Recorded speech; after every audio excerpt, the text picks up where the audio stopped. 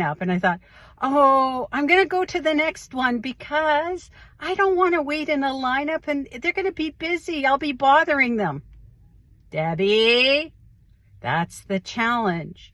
So I decided, no, I'm going to wait in the lineup and I'm going to ask for my free tea. And I did. And here it is. And my heart was pounding so out of my chest when I went to ask. It's a simple ask. What is he going to do? Say no? But my heart was pounding.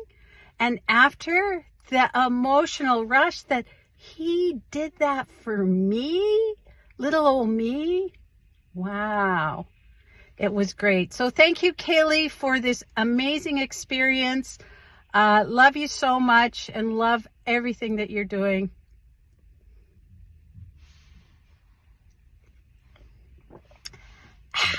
Oops.